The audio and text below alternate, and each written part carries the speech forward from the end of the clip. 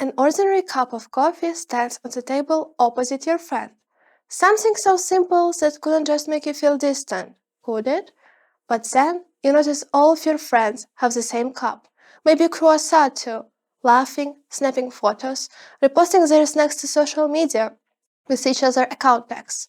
Suddenly, the coffee isn't about a taste anymore. It's about belonging. And before you know it, that $5 drink becomes a silent ticket into the group, a modest impulse wrapped in foam and peer pressure. The smell of freshly brewed flat whites and warm scones with jam filled the air every afternoon in Cambridge. My classmates crowded around coffee tables, laughing, ordering their second lattes of the day, showing each other what they had just bought.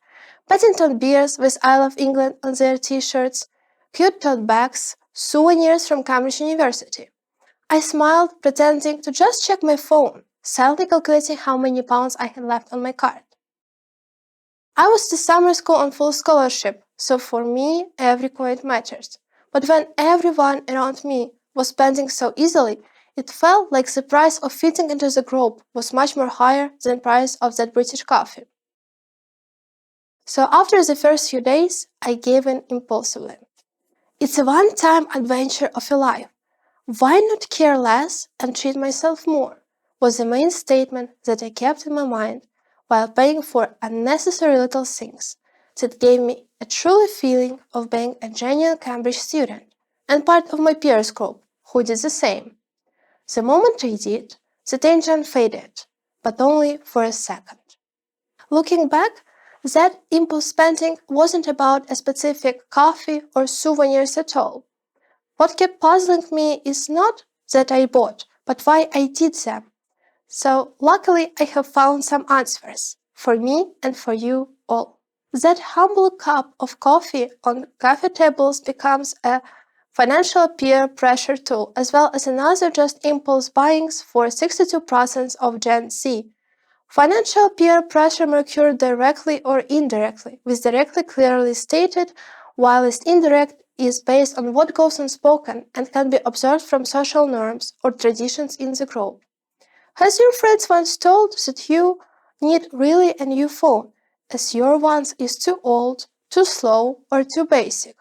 It's a direct pressure, a nudge that masquerades as a friendly advice, but still encourages you to rethink about your priorities. Indirect pressure is much more slippier. It's the way everyone places on a table their new iPhone setup, creating a new baseline of what is normal. No one says you must upgrade, but you suddenly feel that staying with the same phone causes a teeny act of social rebellion. The older we get as teenagers, the more we would like to ask for advice, to keep updated on latest preferences and trends, further enhanced by social media.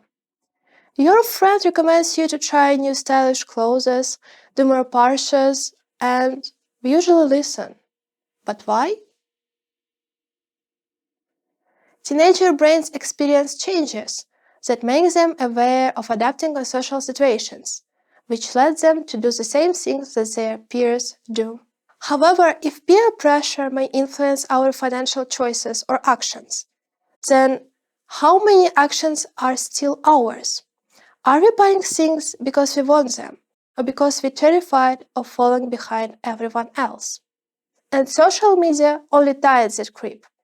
One story from your friend at a concert, and suddenly you feel the familiar punch of fear of missing out, and a tiny voice in your head saying, if you don't join, you will fall behind. But behind what? A lifestyle you couldn't afford?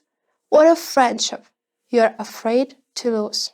That's the moment where pressure peaks. The moment just right before you decide. What you do next determines much more than just your bank account. You may expect me to say something predictable, like learn how to say no or create a budget. However, this won't solve the main problem, as it's not usually about money. It's about a room where you're standing and the people next to you. So the first solution is swap the spend, keep the presence. Teens aren't hooked just on spending the money. but they're hooked on spending time together with pleasant atmosphere around. Suggest your friends to plan your activities together before hanging out. And then challenge yourselves with brainstorming activities that won't cost at all. Once you start planning your activities, something fascinating will happen as you understand how a lot of great moments will cost nothing at all. Filming a silly blog or studying together at a blanket in the park. The moments that will stay much more longer than drinking an overpriced coffee. Hope that you're also aware that knowing your money is keeping your power. Most teens say that they are bad with money, but they don't know where their money goes. And you can't control what you can't see. So here is a challenge for you. Ones that feel like self-discovery or self-reflection rather than just budgeting. For the next 14 days, track every cent that you spend and do it in categories that actually matter to your life. Use categories like peer pressure buys, real joy buys, boredom buys, identity buys, or memory buys. When you sort all your spending into those categories, something fascinating will happen. Suddenly, that bubble tea isn't just $4, but maybe a peer pressure buy. That book that you bought, a memory buy. That coffee and a coziness around, maybe a habit buy. By day 14, the simple act of checking your money transforms into the money that you could save. Not because you forced yourself to cut off spendings, but because you truly understand which expenses are worth keeping and which ones never deserved your attention and money in first place. Think back to that cup of coffee on the table, that one that's absolutely harmless, forgettable. For me, it becomes a prize of belonging. And here's the part that matters now. This cup is sitting in front of all of us. So the next steps are actually yours.